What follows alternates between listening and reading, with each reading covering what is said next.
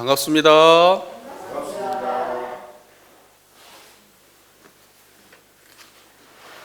이제 완전 봄이에요. 예, 여러분 벚꽃 구경 좀 다니셨습니까? 아, 집 앞에 벚꽃 있어요? 멀리 안 나가셨어요? 예, 뭐 바닷물 다 찍어 먹어봐야 되는 건 아니죠. 예, 집 앞에 수선화만 봐도 봄이 왔고, 예, 집 앞에 벚꽃 한 그루만 봐도 벚꽃 다 본 거예요, 사실. 예, 벚꽃잎이 막 이렇게 바람 불면 진짜 비처럼 떨어지대요. 예, 그 아름다운 벚꽃 떨어지는 자리 항상 안 놓치고 사시죠?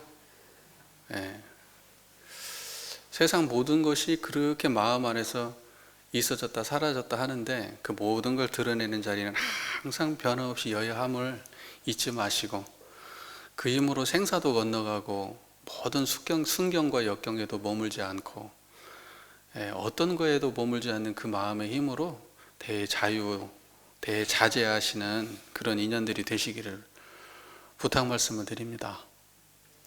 공부할 시절이 따로 있지 않아요. 벚꽃 떨어지는 거 보고 혹해가지고 아름답다 아름답다만 찾으면 마음이 잘 박혀 있는 거예요. 우리 교수님들은 안 그러시죠? 오늘도 이어서 공부 쭉 해보겠습니다. 오늘 저희가 함께 공부할 부분은요, 무문관 제27칙, 무문관 제27칙 불시신불, 마음도 부처도 아니다. 불시신불, 마음도 부처도 아니다. 그 제목만 들어도 아시겠죠? 뭐가 마음도 아니고 뭐가 부처도 아니에요? 청정한 이 자리가 그래요. 제목만 들어도 그냥 알겠네, 그죠? 자, 남전 화상에게 어떤 승려가 물었다. 남전 보온 화상, 지난번에 고양이 남전 참묘 얘기할 때 기억나시죠? 예, 그 남전 화상입니다. 남전 화상에게 어떤 승려가 물었다. 사람들에게 말씀하시지 않은 법이 있습니까? 남전이 말했다. 있다. 승려가 물었다. 어떤 것이 사람들에게 말씀하시지 않은 법입니까? 남전이 말했다. 마음도 아니고 부처도 아니고 물건도 아니다. 불시심, 불시불, 불시물. 마음도 아니고 부처도 아니고 물건도 아니다. 말씀하시지 않은 게 마음도 아니고 부처도 아니고 물건도 아니다. 그럼 뭐예요? 청정하십니까? 예.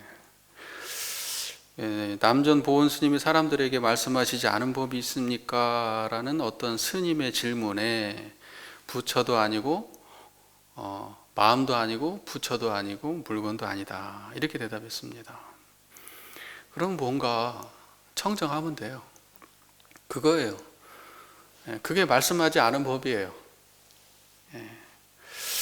이 자리는 그 말로 전할 수 없기 때문에, 말과 같지 않기 때문에 사람들에게 말하지 못한 자리예요. 아무리 말해도 사람들은 말과 말로 이해를 해요. 한마디로 하면 두마디, 세마디로 이해를 하고 10마디 하면 100마디, 1000마디로 이해를 할 뿐이지 그건 말하고 말 듣는 그 당처는 못 본다 이 말이에요. 그러니까 말로 전할 수가 없어. 결국 어떤 말을 해도 다 달을 가리키는 손가락이니까요. 그죠?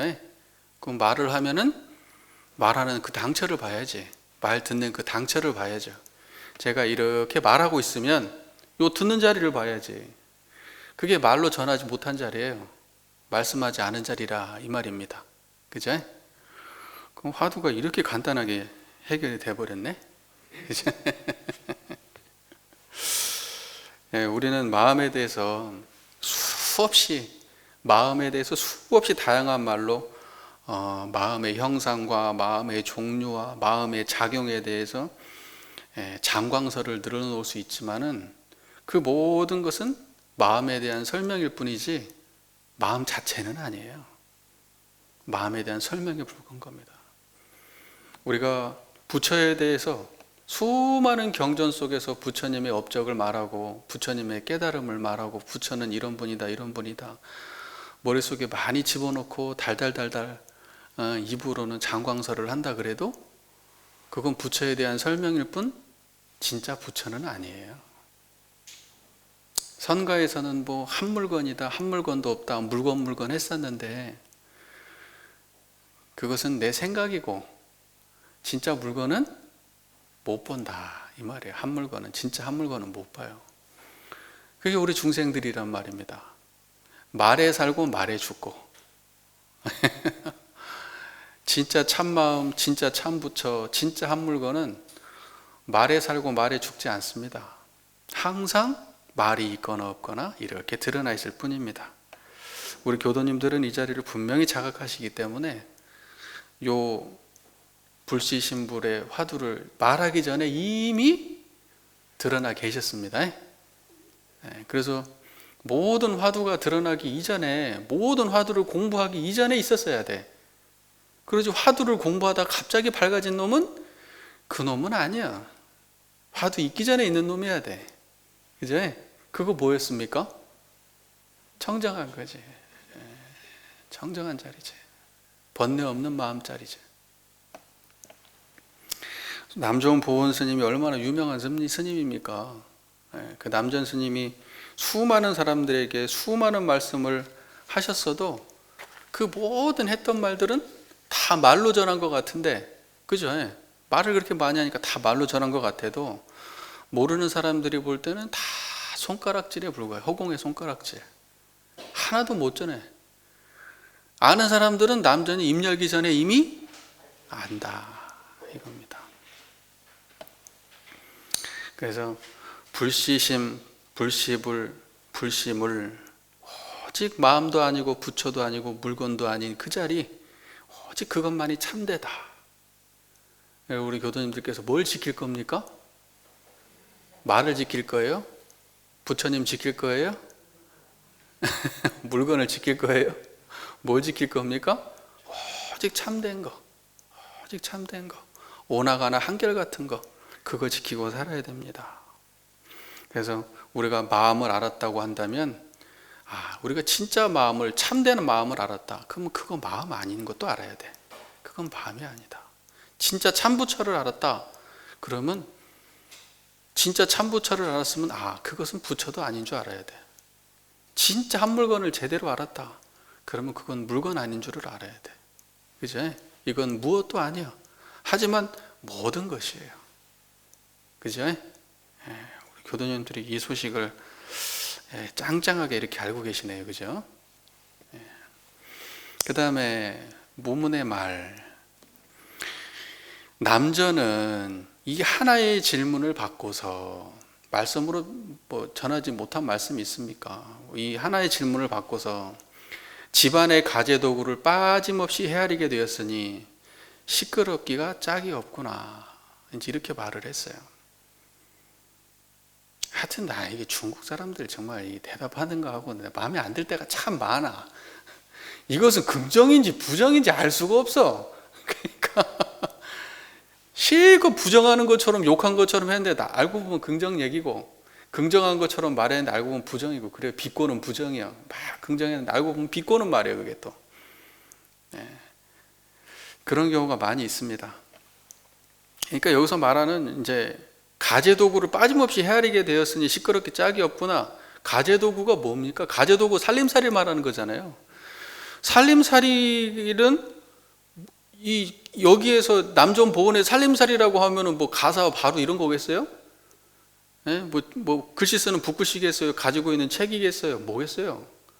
살림살이라고 하면은 청정한 이 자리를 말하는 거예요. 깨달은 자리. 그게 가재도구예요. 그게 살림살이가 네 살림살이 보러 왔다 그러면은 뭔 말입니까? 너 깨달은 거 내가 알아보러 왔다 이 말이에요. 너 헤아려 보러 왔다. 살림살이다 이렇게 선가에서 살림살이 얘기하면은 다 깨달은 경지를 두고 하는 말입니다. 그러니까는 가재도구를 빠짐없이 헤아리게 되었다. 이 말은 뭐냐면 이 자리를 모두 다 드러내 보였다. 빠짐없이 다 드러내 보였다. 이제 이 말이 될 수도 있어요. 한편으로 보면 긍정적으로 보면 깨달은 경지를 있는 그대로 가재도구를 몽땅 다 빠짐없이 다 드러내 보였다, 이 말도 되고요.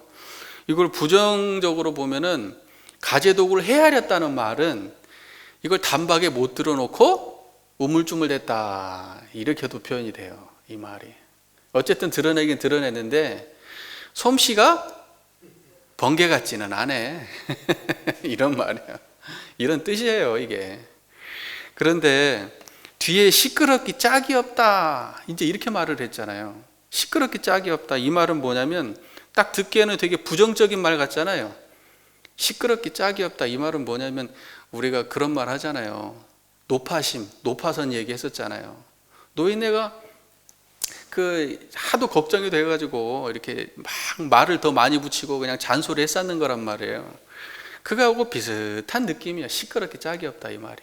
그러니까 한편으로 따지면 자비심이고 한편으로 따지면 너무 쓸데없다, 이 말이에요. 너무 쓸데없다. 말을 너무 많이 했다. 너무 친절하게 알려준다, 이 뜻이. 아니, 말씀으로 전한 것이 뭐냐? 그러면 손바닥을 박수를 한번 치든지 눈이라도 한번 깜빡이면 끝날 것을 뭐 든다고 말을 내뱉었어. 지금 그러는 거예요, 지금.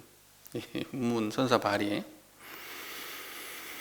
그래서 저는요, 이렇게 선사들의 반어법, 그 시대에 다 그렇게 했는가 몰라. 다른 거 봐도 다 그래, 이런 식이 많아요. 왜 그렇게 그냥 앞에 해놓은 사람들을 뒤에서 이런 식으로 이렇게 막 칭찬하는 듯이 까고 까는 듯이 칭찬하고 이렇게 하는지는 모르겠어요. 근데 중요한 것은 부정적으로 표현했든 긍정적으로 표현했든 거기에는 아무 의미 없어요. 아무 의미 없어요. 부정적으로 표현했든 긍정적으로 표현했든 그냥 청정하시면 돼요. 부정도 이 자리에서 드러나고 긍정도 이 자리에서 드러날 뿐입니다. 그래서 이 선가의 어록들에서 이야기하는 수많은 평가들에 대해서는 흔들릴 필요가 없어요. 우리가 할 일은 오직 그러한 수많은 평가들을 청정한 자리에서 드러내면 그뿐이에요. 근데 평가를 했다고 해서 그러면 틀린 말인가 맞는 말인가 생각이 빠지면 어때요? 그러면 또 어긋난단 말이에요. 그러니까 그러라고 넣어놓은 거예요. 그러라고. 근데 나는 왜 그런가를 모르겠어. 그렇게 안 해도 되는데 굳이. 그런 생각을 해봐요. 그래서 우리 교도님들께서는 이 함정에 빠지지 마십시오. 평가의 함정, 솜씨가 좋네, 안 좋네, 시끄럽네, 조용하네, 헤아리네, 안 헤아리네, 이런 소리에 빠지지 마시라. 저는 오히려 문문에 이런 말이 더 시끄럽다. 제가 여기다 한마디 더 붙이고 싶네요. 썼으면 네가 더 시끄럽다, 여기다. 자, 그래서 청정하십니까? 그러면 된 겁니다. 그 다음에 보면 무문의 송 볼게요. 지나친 정성은 그대의 덕을 손상시키나니 말 없음이야말로 참된 공덕이 있는 것이로다. 설사 푸른 바다가 변할지라도 끝내 그대에게 알려주지 않겠네. 이렇게 말했습니다. 지나친 정성은 그대의 덕을 손상시킨다. 여러분, 정성을 들인다고 이 자리 손상 안 돼요. 이게 손상되는 자리입니까? 정성 들인다고? 친절하게 설명한다고 손상돼요? 그러니까 자꾸 친절하게 설명하지 말래. 네가 상한다고. 네가 허물을 드러낸 거라고. 자꾸 가린다고. 근데 이게 그러냐고요. 그러니까 이런 얘기 보면 이 문문이 부족하구나. 이렇게 얘기하면 안 되겠지. 이렇게 얘기하면 안 되는데 거기에 물들지를 안 해요. 말하고 말하지 않는데 전혀 물들지를 안 해. 근데 자꾸 이렇게 얘기를 한단 말입니다. 그러니까는 지나친 정성이 나의 덕을 손상시킬까 걱정하는 정도면 입을 다물고, 내가 정성을 들여도 하나도 여기에는 걸림이 없다 싶으면은 내가 덕을 손상될 걸 걱정할 게 아니라 내 말이 저 사람의 덕을 손상시킬까 걱정을 해야죠. 오히려 내가 말을 잘못해서 저 사람이 미혹될까를 걱정할 일이지, 내가 입을 열어서 내 덕이 손상될까 걱정하면 그 얼마나 부족한 겁니까? 그게 안 그렇습니까? 제가 맨날 다른 교무님들한테도 그래요. 아니 적당히 배웠으면 빨리빨리 써먹어라. 언제까지 배우고 앉았을 거냐. 써먹으면서 배우는 거지. 입을 열어봐야 알아. 입 열기 전에는 제대로 아는지 알 수가 없어요. 빨리빨리 써먹어. 그래도 안 해. 죽을 때까지 배우려는가 봐. 죽을 때까지. 자, 그리고요, 말 없음을 참된 공덕으로, 말 없음이야말로 참된 공덕이 있는 것이로다. 말 없는 걸 참된 공덕으로 삼는다 그러면 침묵에 집착하는 거예요. 그래서 말 있음과 말 없음 그 양변을 떠나야지 그것이 참다운 자리지. 말 있음과 말 없음 사이에 있으면 그것은 이법이다 그래. 이법. 둘에 떨어졌다. 현상에 떨어진 말이다. 있음과 없음 사이에 있으면 안 돼요. 있음도 떠나고 없음도 떠나야지. 있음도 떠나고 없음도 떠나면 말하고 침묵을 하고 하는데 전혀 문제 없어요. 전혀 문제 없어요. 교도님들 그렇게 아시면 됩니다. 그래서 제가 보기에는 우리 무문선사께서 남전의 그 친절함을 미숙함으로 이렇게 치부하는 것이 오히려 자기의 미숙함을 드러내는 일이다. 저는 거기다 그렇게 뒤에다 말을 붙이고 싶습니다. 자, 푸른 바다가 변하든지 설사 푸른 바다가 변할지라도 끝내 그대에게 알려주지 않겠네. 푸른 바다가 변하든지 땅이 갈라지든지 하늘이 무너지든지 이 자리는 청정하지요. 그래서 무문이 알려주지 않아도 나는 끝내 그대에게 알려주지 않겠네. 알려주지 않아도 환히 드러나 있으니까 알려줄 생각하지 말고 당신이나 가지고 가시오. 이렇게 말하고 싶네요. 저는 알려주긴 뭘 안 알려줘요. 알려줘야지 사람들한테. 제가 오늘은 약간 이걸 갖다가 긍정적으로 볼 수도 있는데 부정적으로 말하는 이유는 우리가 선가 공부를 한다 그러면 너무 말 없는 걸 미덕으로 삼고 친절하지 못한 것을 미덕으로 삼아 불친절한 것이 답이라고 말해. 그리고 또 불친절하면 솜씨가 좋다고 말해. 입을 안 하면 말을 짧게 하면 솜씨가 좋은 거예요. 말을 안 할수록 경지가 깊은 거예요.